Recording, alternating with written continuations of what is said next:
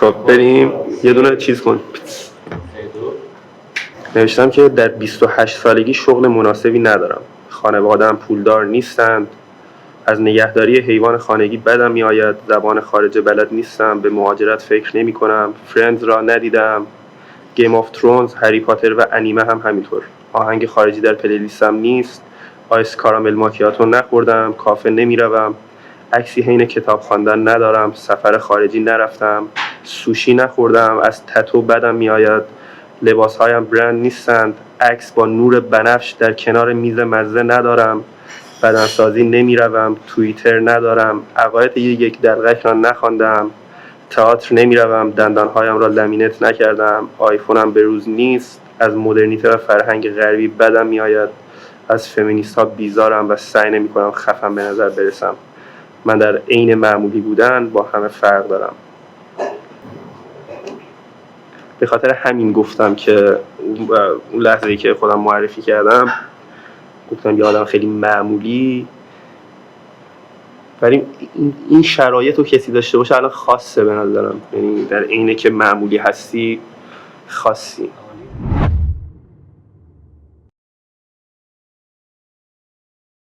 علیرضا یه لحظه حرف بزنه. علی دوسته جواد با امیر صحبت کنم. سلام علی آقا، خوبی؟ خیلی مخلصم. ازت خوشم. سوال سخت نپرسید فردا من.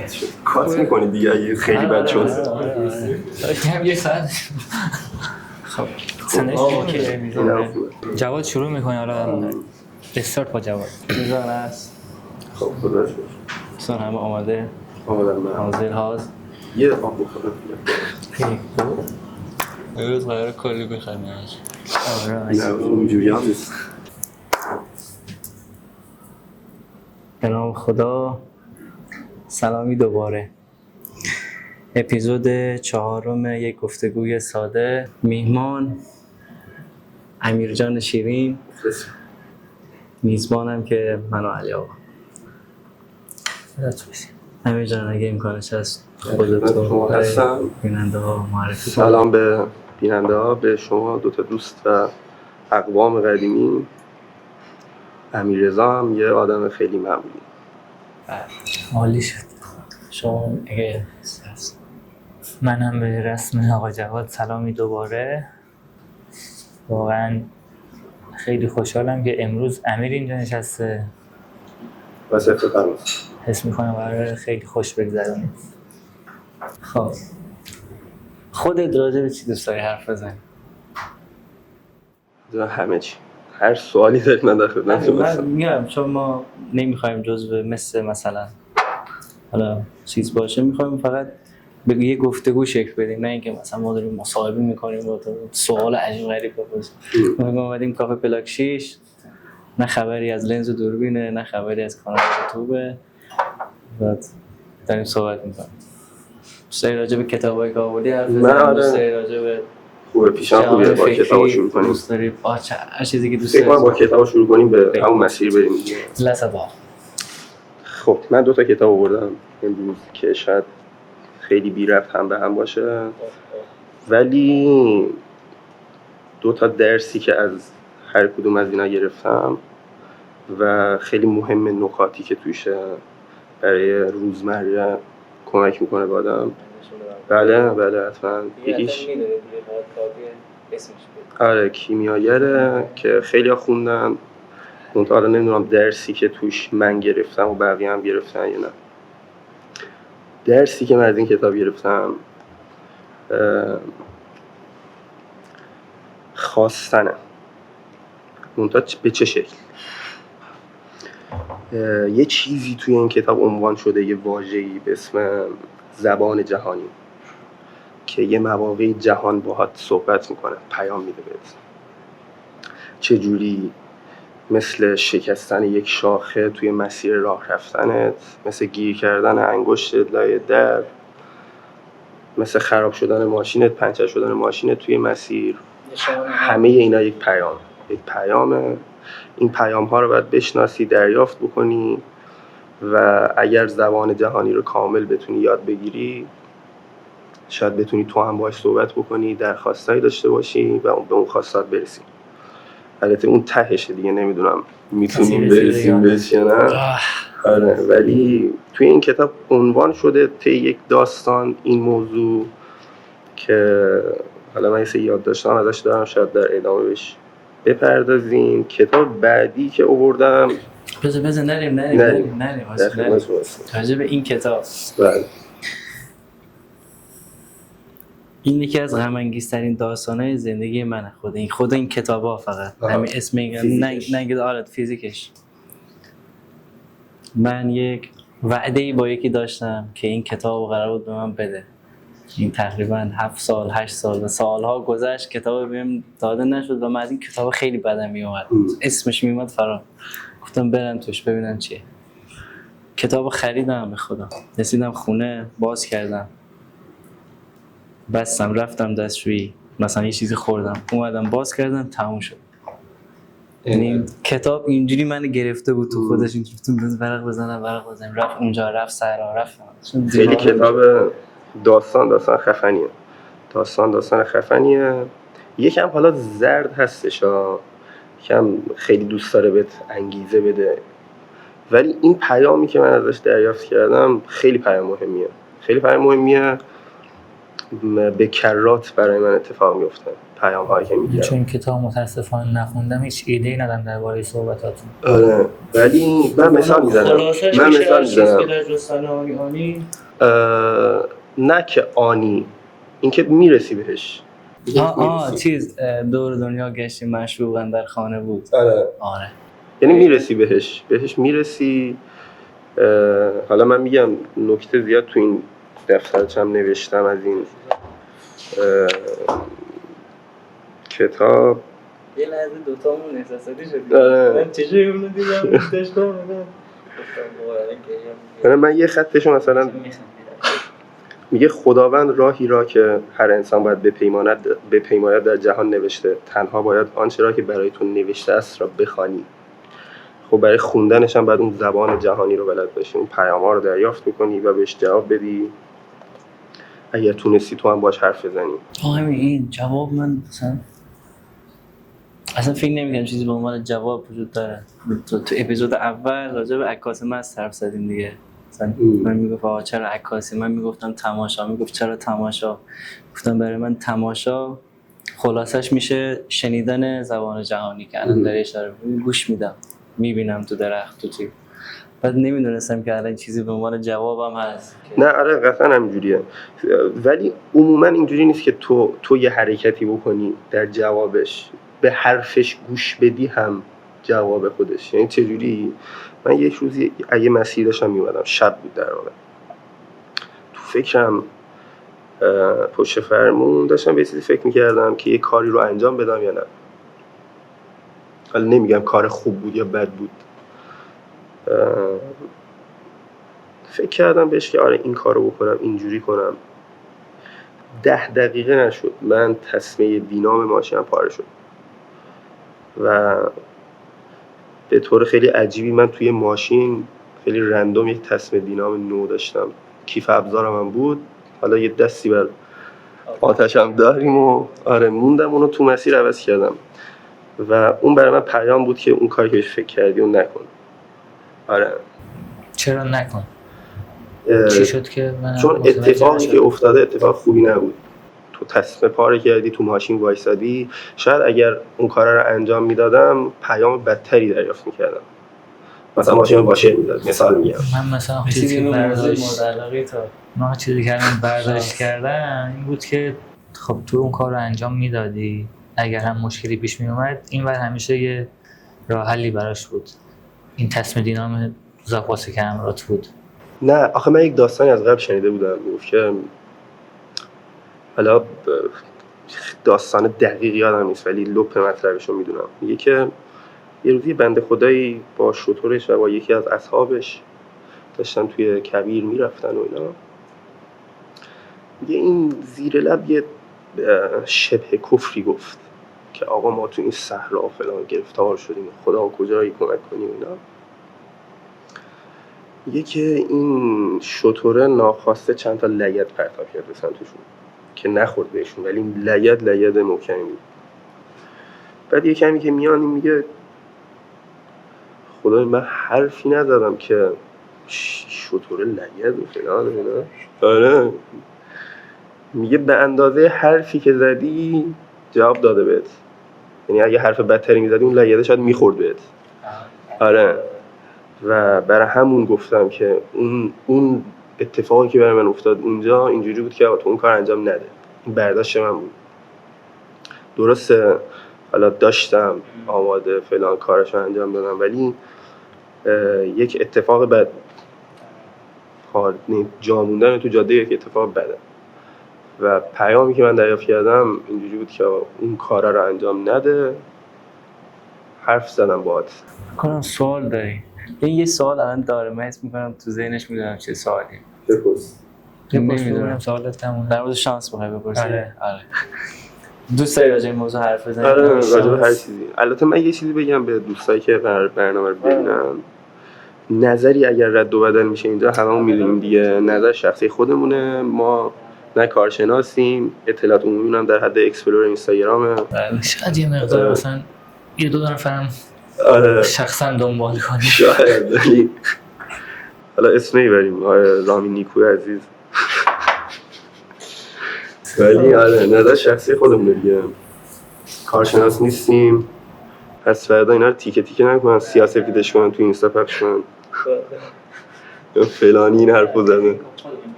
خب میخوای بگذاریم چون قطعا نمیگذاریم تو درون هست همچنان هست. راجع همین میشه راجع شانس میشه سر حرف زد.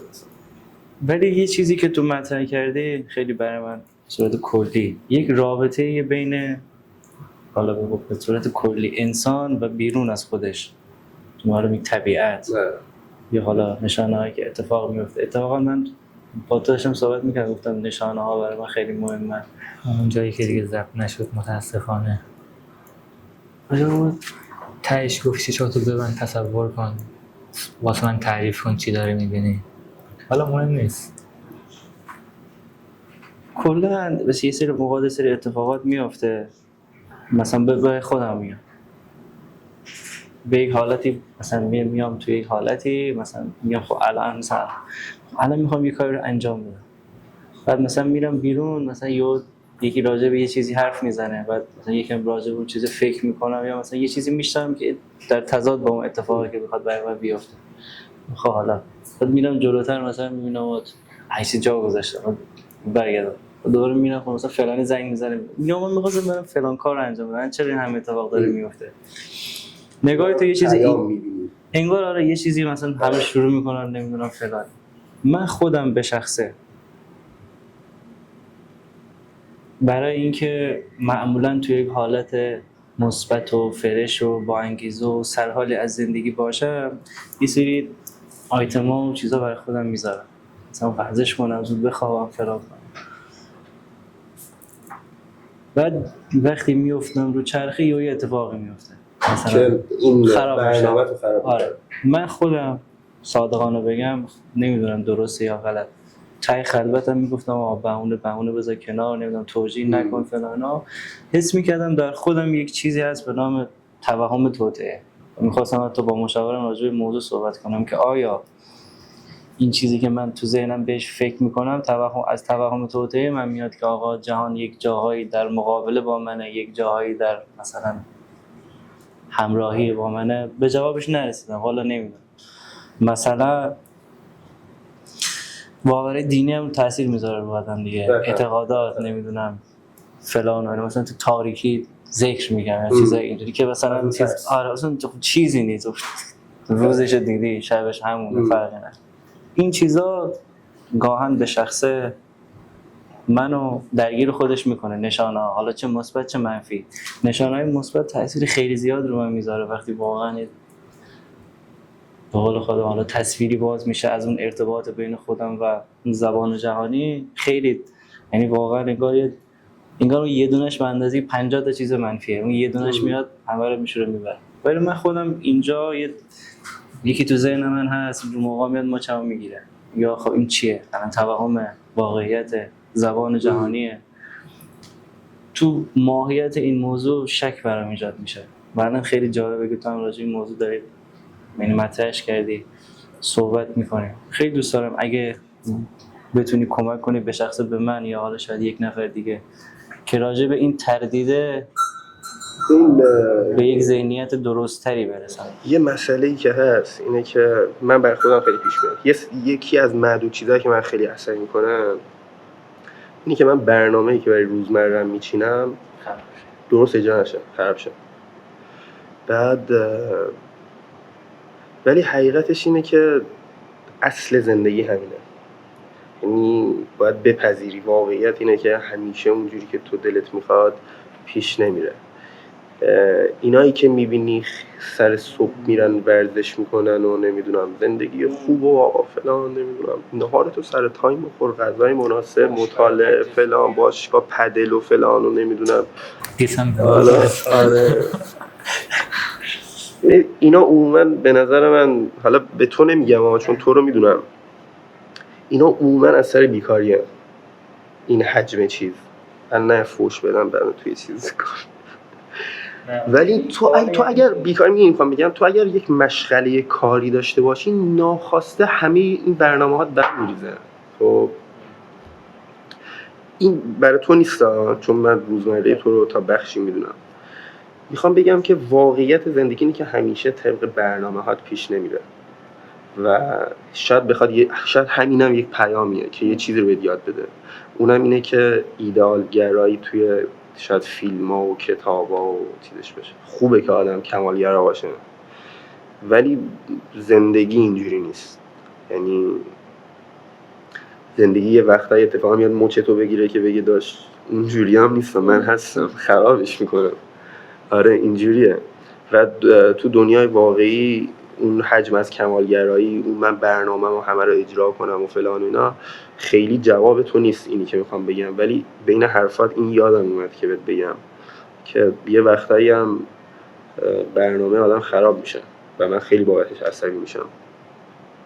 ولی این توطئه نیست که زندگی حتما شمشیر از رو بسته که بیاد منو ضایع کنه. نه، من یه مدت همینطور تایم خیلی زیادی چرا هرچی اتفاق بده برای من آره بعد دیدم نه خیلی هستن که ما از من بدتر هست. دیدی ایرانی بازی، ولی دیدم ایرانی بازی نیست واقعا. نه واقعا همینجوریه. ولی من دیدم به زندگی همینه.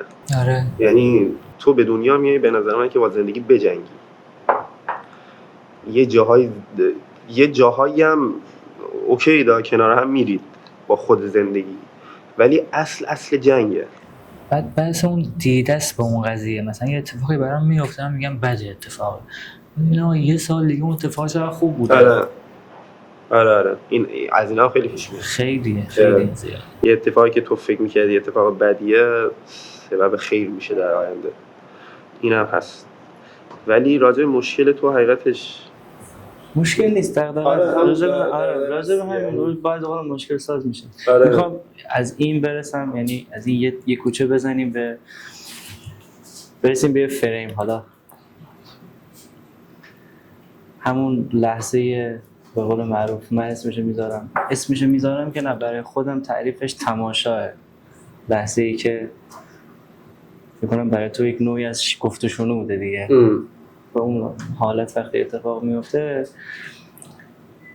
به نظرم حالا پیشنهاد من یکم راجع به حالا خودم چون علاقه دارم راجع به احساس اون لحظه حرف بزنیم که یه جورایی مقایسه کنیم با اون احساس اون لحظاتی که بده، ببینیم چیه. حتی شاید از طریق احساسات بتونیم یکم بازش کنیم.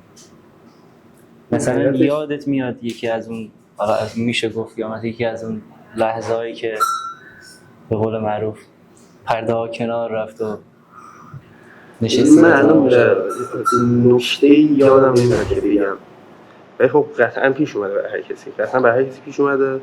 ولی الان که فکر بکنم و بهتون بگم که فلان جا اون اتفاق افتاد و من خیلی شده، یه سری اتفاقات افتاده حال کردم، بارها پیش اومده و من اتفاقاتی افتاده که حال کردم و موندم فکر کردم گفتم خب این جواب اونه. مثلا من حس می‌کنم تو همون لحظه که تصمیم تایم ماشین، تصمیم دینام ماشین پاره شد و دیدی یکی از حال کردی. آره این اتفاق میگم این جواب اون چه حسیه که این فکر رو در آدم ایجاد میکنه؟ اسمش چیه؟ نمیدونم. نظر خودت چیه؟ من اسم درش ندارم. مثلا الان ما می‌خواستیم فیلم برداری کنیم، چون خسته گوشی نباشیم. رفیقمون خواست بیفته. گوشی رفیقم داشت میافتاد. اینا یک پیام جدی حالا دوستان میخندید بگو.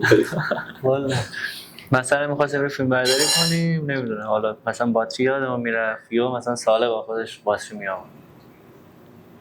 مثلا نصف می‌کردم که آقا حس و ایول اسمش ایول. یعنی من دارم کارمو درست انجام میدم و مشکلش حل میشه. یعنی آره تو یه نیکی کرده بودی و یه چیزی در دجله انداخته بودی حالا یه که چیزی ایران در تقریبا بیابان پیش افتاد اومد. باز. ما هنسفری نیاورده بودیم، این ساعت اینجا باز نیست. اتفاقی من رفتم دیدم یکی تازه داره میبنده که بره. رفتم و سریع هنسفری ازش گرفتم. خب اینو بذارم ببندیم. بچه تایم چقدر شد؟ کشتی داره می‌بینی؟ 22 داره. بریم کتاب بعدی رو بگو. کتاب بعدی یه چیزی انصافا واقعا اگه نخوندید این کتاب، آره این کتاب بخونید. خدایی حالا من واقعا در جایگاه نیستم کتاب معرفی کنم. منم همینطورا، یعنی منم فکر نکنید که الان حالا بچه‌ای که دارن میبینن تمام روزمو داشت اون که یادگاری نوشته رتون. نه چیز خاصی نیست. نه آقا این بخشی از کتاب نوشته شده، چیزی نیست. من این کتابو دارم ولی متاسفانه نخوندم. این شاید نشانه است. آره بردار بخون اصلا کتاب دیگه.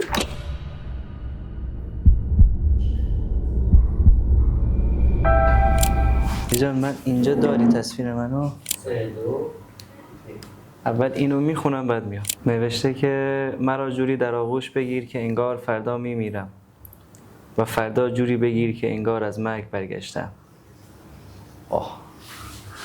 کافه پلاک 6 هستیم سر ضبط اپیزود 4 و در خدمت مدیریت کافه هستیم و دوست داشتیم حرفای خودشون راجع به کافه و حالا چیزی که خودشون دوست دارن و صحبت کنیم باشون که هم شما با محیط کافه بیشتر و فضای درونی کافه هم آشنا بشید. نعیم اکبرپور هستم. اینجا به دنیا اومدم، تا خونمون بود، پدرم اینجا رو ساخت. بعد خب خیلی خاطره دارم، اینجا بزرگ شدم و پدرم سال 48 اینجا رو ساخت. خب من خودم 67 هستم. یه عالمه بعد به دنیا اومدم و بعد دانشگاه معماری خوندم، بعد شهرسازی خوندم. همیشه دغدغه شهر، هویت شهری، مردم شهر برام مهم بود. اینجا دغدغه‌تونه در واقع. آره واقعا، یعنی یکی از تفریحات هم این بود که با دوستامون بریم محله‌های قدیمی دور بزنیم، خونه ها رو ببینم، مثلا بافتشون هم ساعت‌ها بشینیم نگاه کنیم، دربارش صحبت کنیم. برامون خیلی جذاب بود. و اینکه 2 سالم مسکن شهرسازی رشت بودم، ولی واقعا دیدم مثلا خب نمیتونم مثلا اونجا کاری از دستم بر نمیاد، ابراز اتفاق نمیفته دقیقاً و اینقدر ملموس نیست. اینجا مردم میان، آدم سریع اون بازخوردار رو میگیره، فیدبک میگیره از مردم، اون خیلی برای آدم لذت بخش تره و واقعا همیشه دلم میسوخت مثلا این همه ساختمونایی که حتی تو بچگی باشون خاطره داشتم. اصلا خود مادر بزرگم اینا خودش گاون است مثلا. اینجا که اصلا یه جهان دیگه. آره و اینکه هی مثلا دونه دونه خراب میشدن، از بین میرفتن. ما مثلا رو این شیشه رنگی ها که خود نمای همین ساختمونم هست کلی خاطره داریم. بچه بودیم شیشه هاشو در می آوردیم باش بازی میکردیم، خیلی جا رو در دیوارش چیزای مختلف نوشتیم. این خونه ها که یک مثلا پشت سر هم از بین میرفتن، اون خاطره ها هم هی انگار یواش یواش حذف میشدن.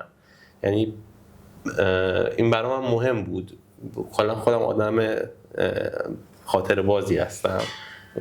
برام یه شیئی میبینم منو میبره تو مثلا اون دوره، تو اون یا چه خاطره خودم باهاش دارم یا چه جوری اصلا پیدا شده اون داستانا.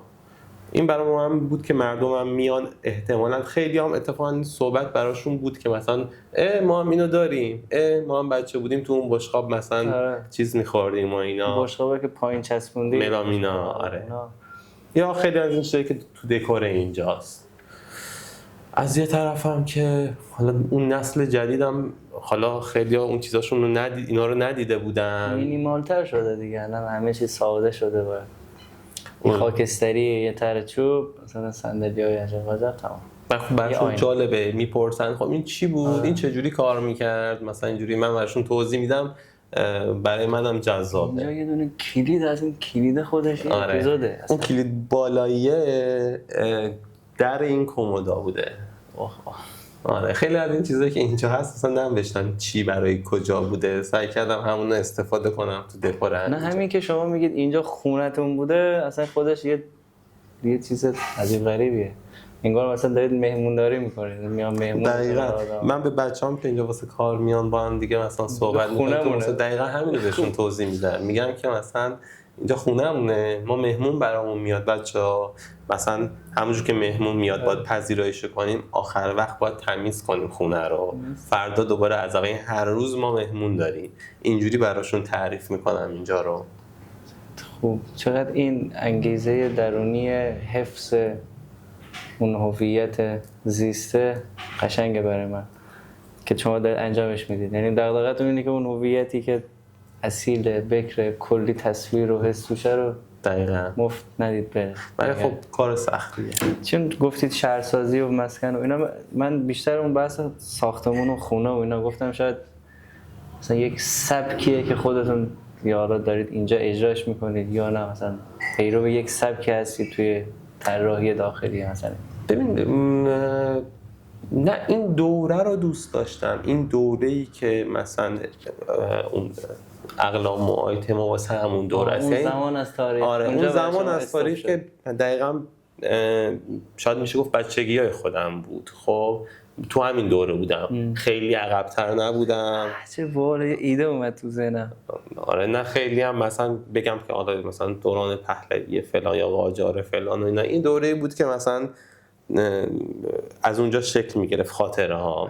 همین مثلا شما تو ذهنم که یه نفر یک زمانی از زندگی خودش رو دوست داشته، میره یه خونه ای رو اجاره میکنه، تمام اون سکانس ها رو میچینه بر اساس اون و توی همون میمونه. آره خیلی چه چیز جالبیه واقعا. من خودم هم بهش فکر نکردم، دارم شاید اینجوری زندگی میکنم واقعا. شما یه فیلمی که داره، یعنی یک داستان مستندی هست که داره انجامش میده، یعنی دقیقاً پشت این پنجره ها تو این خیابون عجیب غریب که اتفاقات مختلفی توش میفته، یه نفر یه دونه حالا نمیدونم چی بهش گفت تو خونه خودش جهان فضای امنی داره. آره یه فضای امن خودش رو داره ولی باز داره اشتراک هم.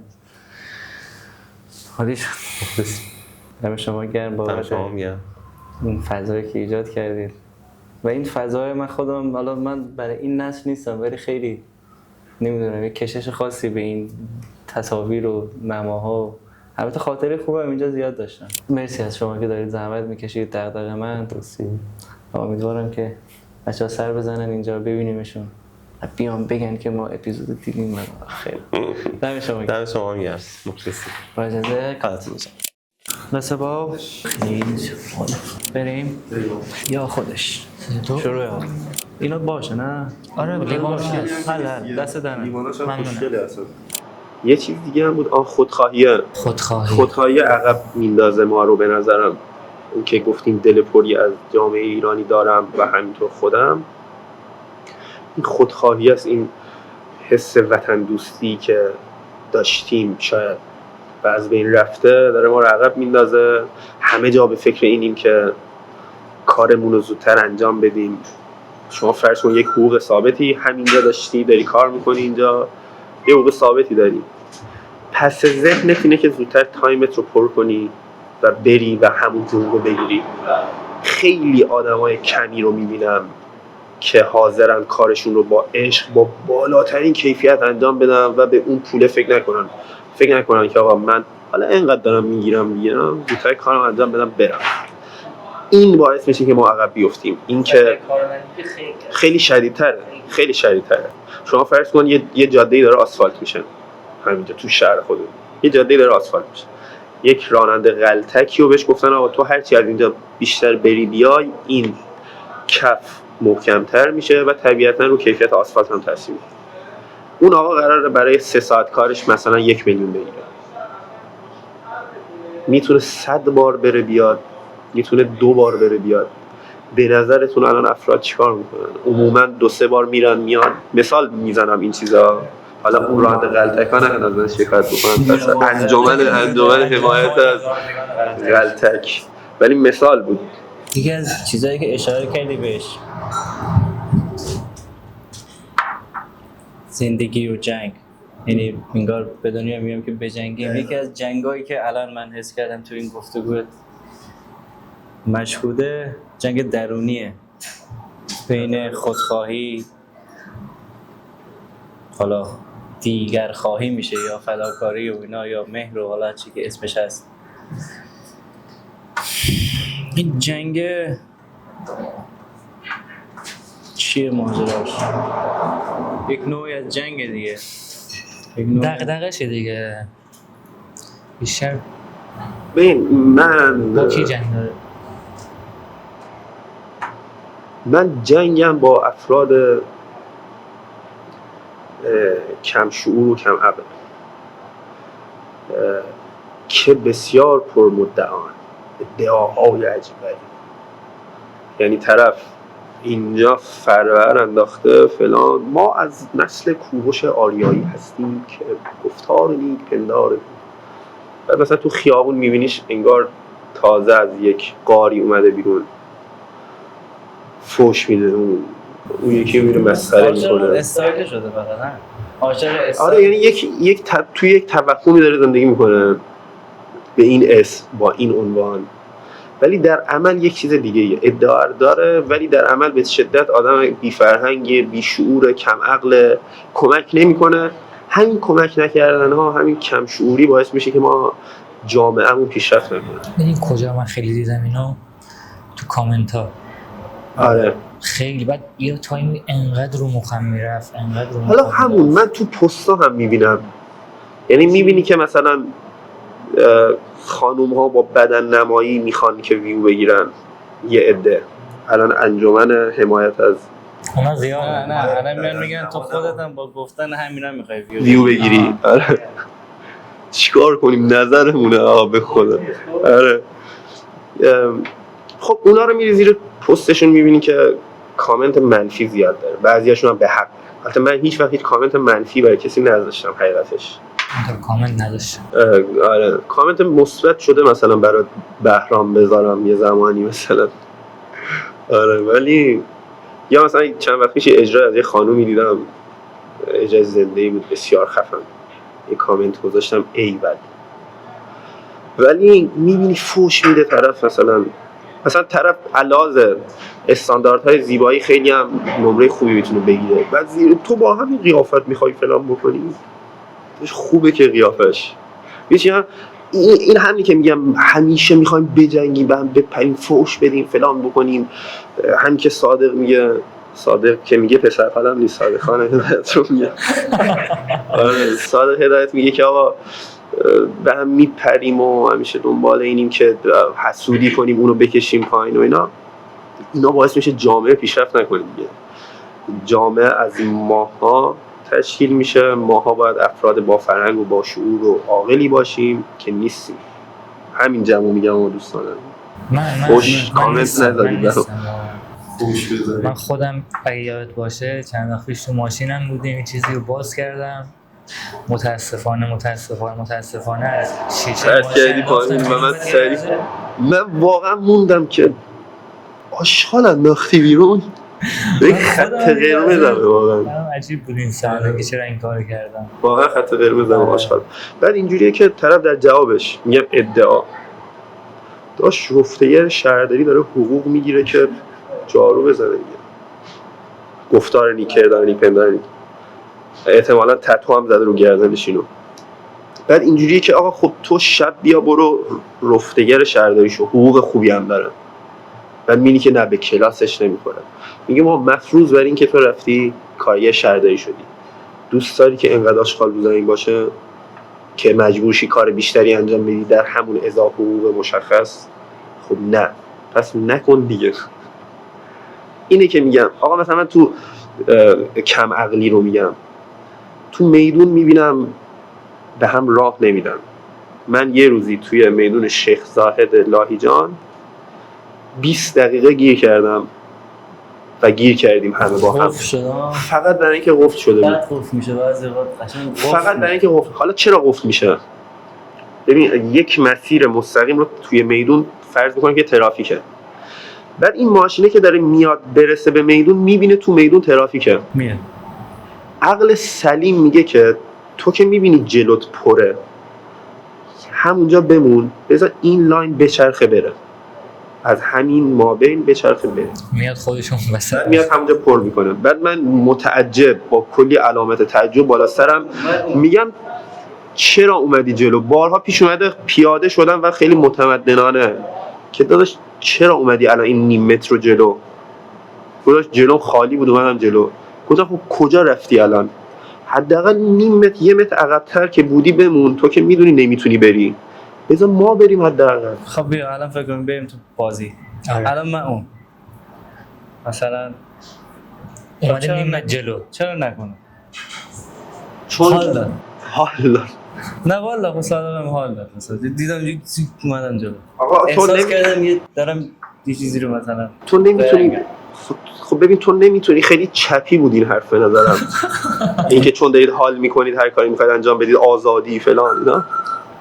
نمیدونم. نه ببین تو با حالت اوکی، خب تو با حالت داری مزاحم من میشی و مزاحم همه افرادی که پشت سر من گیر کردن و احتمال داره که من یک قطره بنزین تو باکم باشه یا به حدی بنزین باشه که تا پمپ بنزین برسم.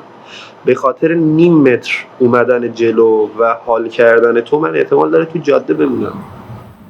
برای که نفهمیدن کارم من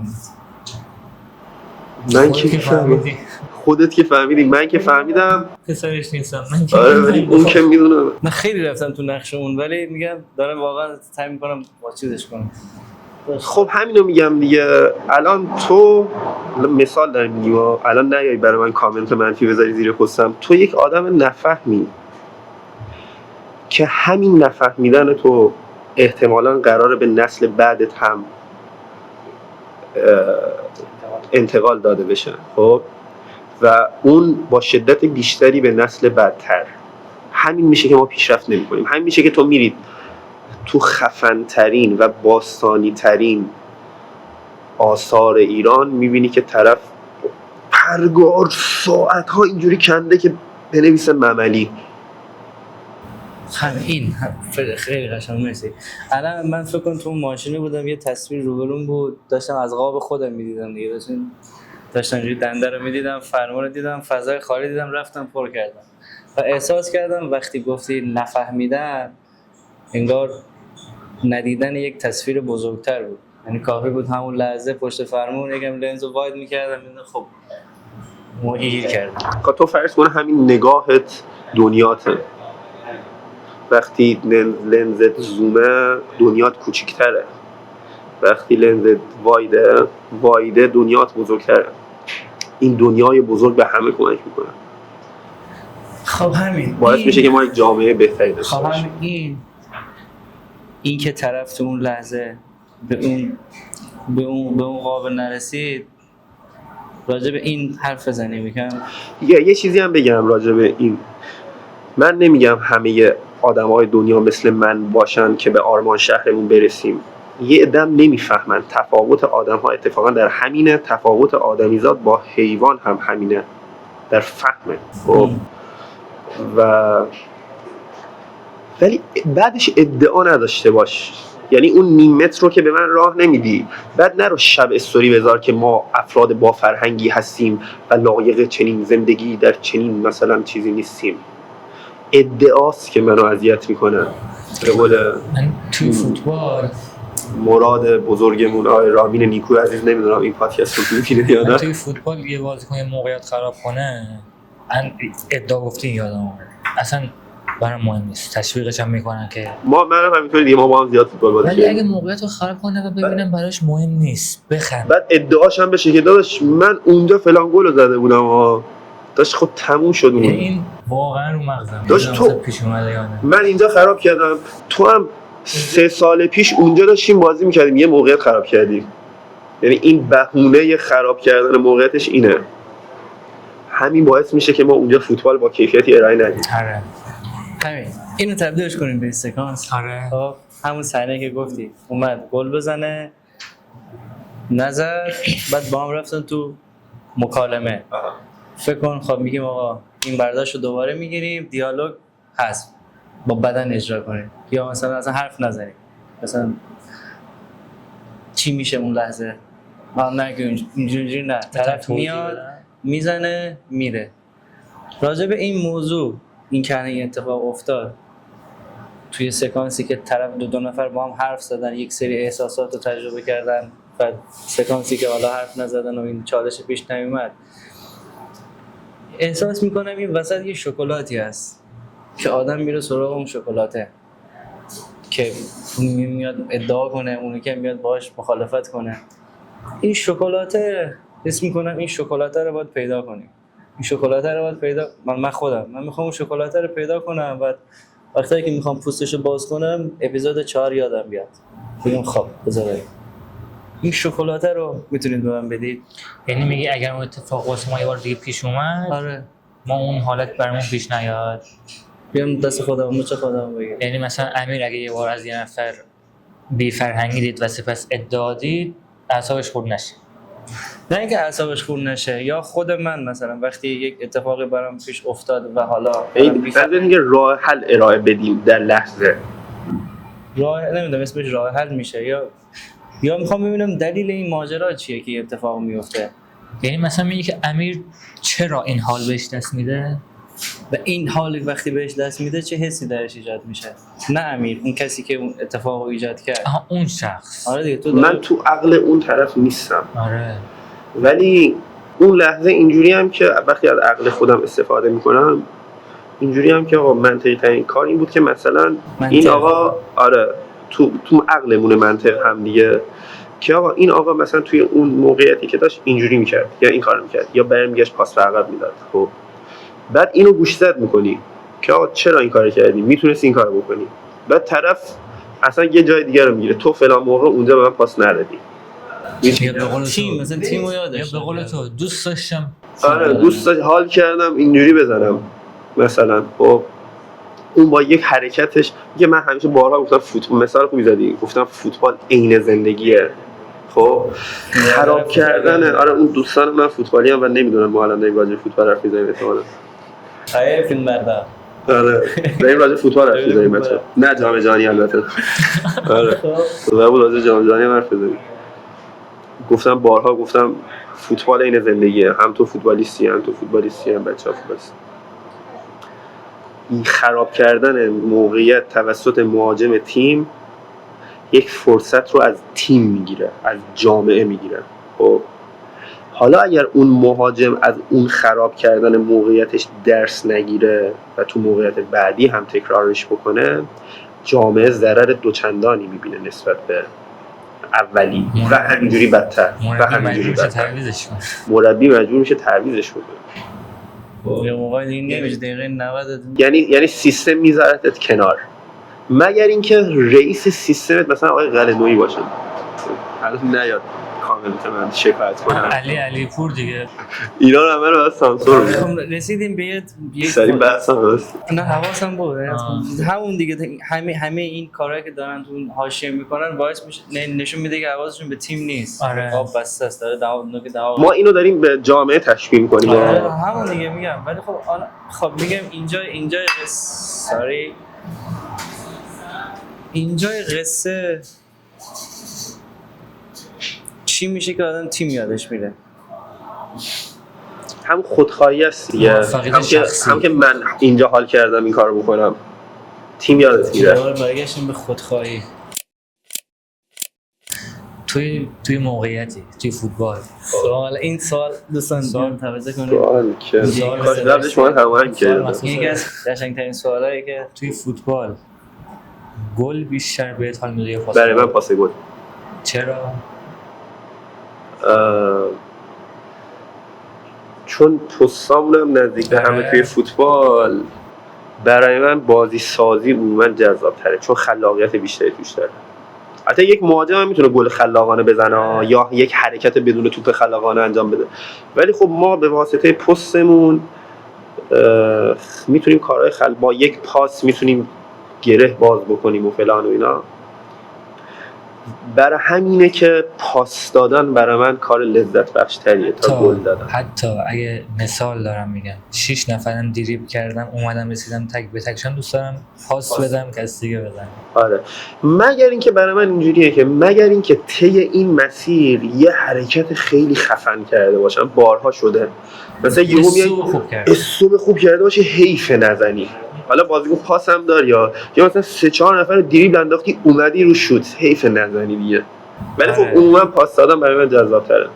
اینکه یه جوری پاس بدم که حالا ضربه‌شو یه نفر دیگه بزنه، کیفشو یه نفر دیگه بزنه، ولی من با خودم بگم عجب پاسی دادم که یه نفر دیگه زد حالشو برد. آره، از خودگذشتگی میشه. عموما آدم خودخواه نیستم، پس آره برای همین تو خیابون برام راه میدم. مثلا بارها شده به آبرا الکی راه دادم. همین قشنگ شد. الکی مثلا همین داشت مثلا وقتی به یکی آدم حال، من خودم به یکی وقتی حال میدم به یکی چیز اینجوری میکنم، انگار بعد وقتی میرم اینجوری خودمو نگاه میکنم میگم ای تو خودخواهیت بود که داشتی این کار انجام میدادی، می‌خواستی به خودت با خودت حال کنی. خب بد نیست آخه، اگه قرار این کارو بکنی بد نیست، اگه قرار اینجوری با خودخواهی حال خودخواهی مثبت، خودخواهی خوب. یه جمله میگم از اسطوره بازیگری خودم دنزل واشنگتن، گفت بزرگترین خودخواهی منه که به دیگران کمک میکنم چون حال خودم خوب میشه. آره گفت حال من از اونام بهتره. ببین این تو عشق هم هست، این تو عشق هم هست. قشنگ شد. بریم این تو عشق هم هست. مثلا یه تعریفی از عشق دیدم، چون عشق تعریف بسیاری. آره. یه تعریفی از عشق دیدم میگه که من تو رو دوست دارم به خاطر حال خودم. من تو رو دوست دارم چون حالم خیلی خوبه. میشه هم خودخواهی خوبه، خودخواهی مثبت. من به بقیه کمک میکنم چون خیلی حالم خوبه. من میگم عموما بعضی اوقات الکی راه میدم به بعضیا، همینجوری الکی با لبخند راه میدم. یعنی مثلا میگم یه پیرزنی وایساده راه میدم، بعد با لبخند که بفرمایید، بعد اونم با لبخند یک تشکری میکنه. اینجوری هم که ایول الان هم خودم حال کردم هم یه لبخندی به اون هدیه دادم و اونم پس ذهنش احتمالاً میگه نه هنوز اونقدر بی فرهنگ و چیز نیستیم. خب از این کارا، همین چیزای جزئی اگر زیاد بشه جامعه بهتری میشه. قطعاً جامعه بهتری میشه. بعد میتونیم ادعا بکنیم گفتار نیست 2500 سال فرهنگش. یه مقدار بازتر نگاه کنیم، خیلی شرایط هم باعث این موضوع شده. آره متاسفم. خیلی این طرف وقتی اعصاب نداره راه بده، ما نمیدونیم تو مغزش داره چند تا بدهی رو هندل میکنه، چند تا جنگ تو ذهنشه، چند تا چک برگشتی داره، کجا داره میجنگه، سیر میتونه بخوابه یا نه. آره ولی خب اینو مثلا اگر از یک مثلا ماشین چند میلیاردی ببینی که دیگه به فکر اینا نیستی. مثلا میبینی که دارم راهنما میزنم شاسی بلنده به زور، آقا من نمیخوام راه بدم بیاد به زور الکی میبنده راه. به نظرم اونم دغدغه خودشو داره، اونم شاید مثلا 5 میلیارد 10 میلیارد تو زده. دغدغه‌های بزرگتر. ما ذهنمون فقیره. بزرگ نیست. ما ذهنمون فقیره. 5 میلیارد. اینقدر مثلا ضرر داشته باشه. ولی باز اینا توجیه نیست که ما کوچکترین کارهایی که میتونیم، آقا مثلا راه دادن تو خیابون من یه کار پرهزینه‌ایه، کار سختیه. حالا میگیم آقا لبخند نزن. تعیین کننده نیست ولی تاثیرگذاره. آقا نمیخوام با لبخند به من راه بدی. نمیخوام وقتی صبح منو دیدی سلام صبح بخیری بگی که من گل از گلم بشکفه. یه چیز جالب یادم یادت به یکی راه دادم و طرف نه بوق زد نه نگاه کرد و من اعصابم خورد شده بود. برای یعنی چه راه دادم. بارا برای من پیش یه بوق میزدی حداقل دیگه و دو تا فوشم بعد میدیم. معمولا متاسفانه. من مثلا تایی رو توی جاده کیاشر باعث میشه شاید نیم ساعت بعد به یکی راه ندی. شاید آره منو یاد فیلم وحشی انداخت این جمله. آره که اون اتفاقات باعث شد که اونجا اون خانومه و بچهش رو سوار نکنه. بعضی اوقات آدم به واسطه شرایطش انتخاب میکنه که آدم بدی باشه. اینو میگم، این که میگی انتقاد داری چقدر نسبت جامعه ایرانی، این ما آره این ما میگیم آقا چرا به ما امکانات نمیدن، چرا به ما فلان نمیدن، چرا ورزشگاه خوب نداریم، چرا جلوی فرمانداری کنار رودخونه آلاچیق نداریم. حالا اومدن دیگه به زور و زحمت یه حالی بهمون دادن، یه آلاچیقی هم برام گذاشتن. خب محو شد از رو کره زمین اون آلاچیقه، یعنی یه جوری که انگار هیچ وقت نبود. آره مثلا هیچ چیزش باقی نمون. البته اینا هم حالا دیگه بازش نکنیم، اینا هم دوباره یه علت چیز داره که چی باعث میشه ما از این کارا بکنیم. واقعا چی باعث میشه این کارو بکنیم؟ به سوالم بپرسم. یه مرور کنیم شاید سوال توش دارم. یه مرور. تو مرور کن. تو مرور کن، حافظم زیاد خوب نیست. گفتیم که بحث محدودیت اجتماعی باعث میشه آدم رفتارهای هیجانی و عجیب غریب انجام بده. بعدش این بود که تیمو نمیبینیم، یادمون میره که ما همه یک پیکریم. بله. بعدش راجع به گل فروشی و اینا، یعنی قبلش گل فروشی اینا حرف زدیم، بینش چیز دیگه هم بود. تاکسیک و اینا، روابط تاکسیک و اینا حرف زدیم. بعد یعنی قبل ترش رفتیم و کتاب ها بود. کتاب ها بود. به صادق هدایت دوباره یک فلش بکی زدیم. بله. ولی به صورت کلی نظر من فیدبک میتونیم با اختیار و یعنی کمال قدرت بگی که فیلم مدارمون رفتن. داره میگیره. میتونیم بگی که آقا نه اشتباه میکنیم، درستش اینه. این صدای بره. حالا شاید چون من آدم خوشبینی هم دارم اینجوری برداشت میکنم که یک مقدار چاشنی بدبینی پشت مثلا عکاس مثلا دیدت نسبت به این اتفاقا بوده. قطعا اینجوریه و متأثره. یعنی من خب به واسطه اینکه توی دوره‌ای که تشنه یادگیری بودم صادق هدایت خوندم، شوپنهاور خوندم، بسیار زیاد شوپنهاور خوندم، خیلی زیاد، و این بدبینیه نشست خوب. پوچگران درسته؟ تقریبا آره، پوچگران تقریبا که نه دیگه کاملا پوچگران. ولی خب من اون پوچگرایی رو بر نداشتم. پوچگرایی رو با اینا تعریف میکنم.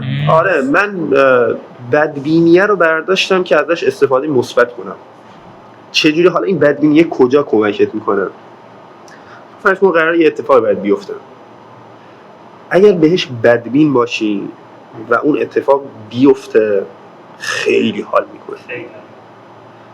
این بحث انتظار است، یعنی به واسطه اون بدبینیه انتظار نداشتی که اتفاق بیفته. اتفاق میفته خیلی کیف میکنی. ولی اگر اتفاق نیفته به واسطه اون انتظار و بدبینی که داشتی خیلی هم ضربه نمیخوری. یعنی من از اون بدبینیه اینجوری دارم استفاده میکنم. من از این بدبینیه و این انتقاد نسبت به جامعه ایرانی دارم یه جوری استفاده میکنم که جامعه بهتری بشه. بعضی وقتا اگه حرکت خوبی می‌کنی خیلی حال می‌کنم. خیلی هم حال میکنم. آره وقتی میبینم که مثلا یه نفری کنار خیابون بنزین تموم میکنه، ماشینا سریع وای میسن که بهش بنزین بدن، خیلی کیف میکنم. اون روز رفتیم یه طبیعت، من جواد تصویر بگیریم، اومدم کاغذ پشت روی شیشم، کاغذ برداشتم نوشته بود سلام دوست عزیز، سمت راست پشت ماشین داره بنزین میریزه. خیلی حرکت خفنی بود. یا مثلا میبینیم مثلا من توی اینستا ویدیو دیدم یه خانوم موتور سواری مثل این که پشتش یه چیزی چسبونده بود که آقا لطفا نزدیکم نشید، من تازه رانندگی یاد گرفتم و میترسم. یه خانوم موتور سواری بود. خب آره همه با فاصله داشتن ازش رانندگی میکردن، داشتن با فاصله. خیلی کار خفنیه و وقتی میبینی خیلی حال میکنی. ولی خیلی هم میبینی که یک خانوم دوچرخه سواری داره توی اتوبان رانندگی میکنه، بعد یه عده به گاز میچسبونن بغلش که این بترسه.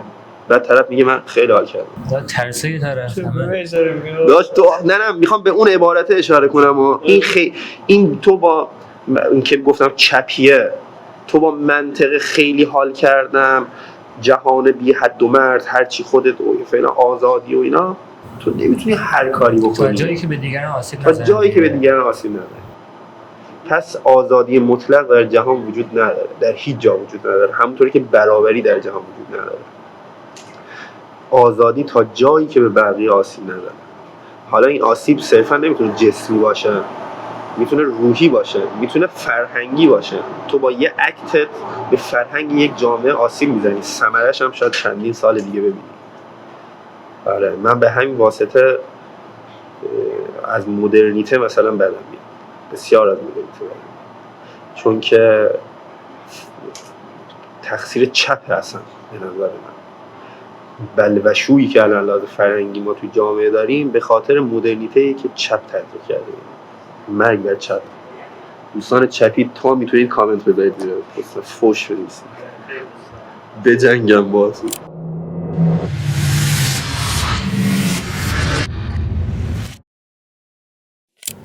خب خدا رو شکر تا اینجای مسیر احساس خوبی بود. یه جمع‌بندی کنیم امیر جان اگه تو دوست داری. من در خدمت شما هستم. اگه می‌خواید جمع‌بندی کنیم، چون ما این ویدیوهای پادکست مینا دیدیم اسمش داشتین جمع‌بندی، حالا ما نمیدونیم چه اسمش جمع‌بندیه، کلام آخره، نمیدونم جمله پایانیه یا یه چیزیه که حالا قاشق شدیم. سوالی به نظر خودت بوده که ما مثلا سمتش نرفتیم یا ازت نپرسیدیم، یا مثلا یه چیزی یه دیالوگ یه خطی دوست داشتی گفته بشه یا شنیده بشه، یا حتی مثلا یه چیزی هست که واقعا باید دیده بشه ولی خب دیده نشده، یا شاید همون معمولی بودنه بود. الان چیزی یادم نمیاد. چون یک چیزی هست مثلا میام این نباید دیده شه، این مثلا ادا خب ما یه چیزی رو ببینم دیگه، چشمو نمیتونم ببندم، خب یه چیزی رو ببینم این دیده بشه. مثلا خودت پیشنهادی داری برای اینکه دیده بشه؟ پیشنهادت میتونه مخالفت کنن یا مثلا حتی ما میتونیم مخالفت کنیم، ولی خب خودت پیشنهادی داری که آقا اینم قشنگ‌تره، این از دید من قشنگ‌تره. یعنی پیشنهادی بدم برای اینکه گوشیت افتاد. داشت دیگه الان تو این 2 روز نمونه. پیشنهادی بدم برای اینکه دیده شدن رو بهش سر و سامون بدیم. منظورت اینه یا نه؟ چون الان ما داشتیم میگفتیم که دیده شدن الان چهرهش زشت شده. خب الان بحثمون این بود. دیده شدن یه سری چیزا دیگه، مثلا بگم من تو یه عکاسی، من مثلا راجع به من نمیدونم عکاس ادایی هم میرم از ادایی عکاسی میکنم، ولی مثلا تو مثلا عکاس طبیعتی، مثلا اینا قشنگه. ارزش تصویر، ارزش قاب شدن، ارزش چاپ شدن داره. ببین حقیقتش اینه که حالا عکاسی هم هنره دیگه یا هر چیز دیگه. به صورت کلی نظر اینو میخوام بگم، من نمیگم اونایی که اداییان نباید دیدشن، محکوم به مرگن فلانن و اینا. خب من میگم هر چیزی، هر هنری، هر چیزی که تولید میشه، هر تولید محتوایی که انجام میشه میخواد یک سری محتوا رو ارائه بده به مخاطب، جامعه هدفش. خب یه کاری نکنید پخش بشه، یعنی جامعه هدفت دیگه آقا، این برسه به دست جامعه هدفت. آقا تو عکس میگیری از طبیعت، اینا عکس میگیره از کافه های ادایی مثال میگم.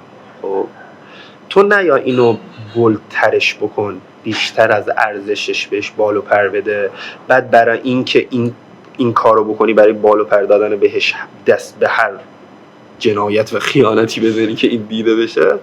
من میگم آقا تو اونو بساز برای محتوای خودت، اون طبیعت و اینا هم مخاطب میره سمتش خود به خود. خب ولی این کارا باعث میشه که بعداً جواد بگه من عکاسی که از طبیعت دارم میکنم داره ویو و بازخورد مناسبی رو نمیگیره، یعنی اون جامعه‌ای که من قراره اینا رو بهش برسونم حواسش پرت تو شده. من میگم هر کی سر کار خودش به اندازه ارزش کار خودش و تولید محتوا برای مخاطب خودت، برای جامعه هدف خودت.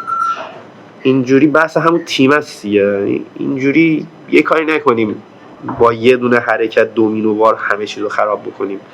بریم یک خانومی رو بیاریم که مثلا به قول تو لیپو کرده، بعد تمام دغدغه و تمام محتواها مجبور، تمام تولید محتوا کننده ها مجبورشن برای دیده شدن دیگه دست همون کار بزنن.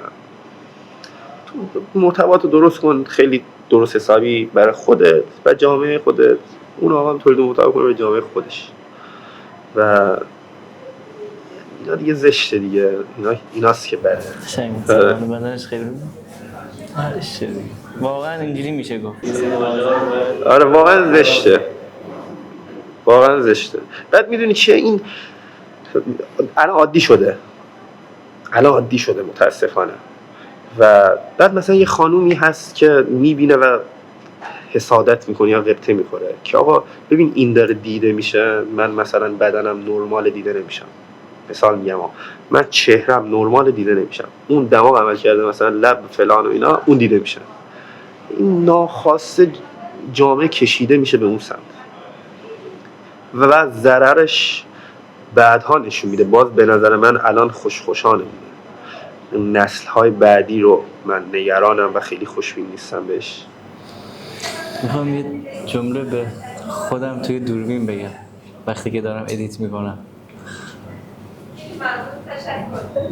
میشه قایق رو سوراخ نکنیم، ما هممون با هم توی قایقیم. واقعا خیلی خوب بود. واقعا داری گریه میکنی؟ نه خیلی احساسی بود، ولی حقیقتش جدی میگم خیلی احساسی و واقعی بود. یعنی واقعا یه عده دارن قایق رو سوراخ میکنن، بعد اینجوریه که داشت ما داریم زیر خودمون رو سوراخ میکنیم. به تو ربطی نداره، من دارم اینجا حال خودم میکنم دیگه، به جوادم اشاره نکردم، من اینجا دارم حال میکنم برای خودم، اسمم نمیبریم حالا. خب ولی اینجوری هم و متاسفانه هممون داریم غرق میشیم. آره عالی بود. شما یه جمله پایانی؟ من فقط میتونم بگم به همون چیزی که شروعش گفتم، حس میکنم خیلی بهمون خوش میگذره. به من که خیلی خوش گذشت. خیلی مخلصیم. به منم همینطور، خیلی حال کردیم، استفاده کردیم. امیدوارم بچه‌ها حالا میبینن، نمیدونم چند نفر میبینن، اونا هم حال کنن دیگه، اونا هم حال کنن. اگر بتونن چیزی یاد بگیرن، ما کوچیک همه ایم البته، من شما معلمید، اساتید شما، ما خودمون داریم یاد اگه ببین توی این حرف زدن ساده و معمولی خیلی اطلاعات مهمی منتقل میشه، خیلی زیاد. منتها باید شکارچی باشی، شکار کنی محتوا رو. حتی اگر صحبت ببخشید این کلمه میگم چرت پرت باشه، آره از تو از همونم یه چیزی در میاد. آره هرچند ساده باشه. ممنونم که 3 بار کلمه ساده رو استفاده کردی. تبلیغ ما. آره دیگه قشنگ. استودیو ساده. یاد چیز میافتم اصلا، انتخاب اسمتون استودیو ساده و حالا یه گفتگوی ساده و اینا، منو یاد اون شاه بیت آخر موزیک بستنی کیم از او و دوستانش میندازه که زندگی همین لحظه های خیلی خیلی معمولیه و همین ساده بودن حرفا، همین ساده بودن یه تولید محتوا خیلی درصد توشه و زندگی همینه دیگه. در خدمت شما هستم. قربون شما.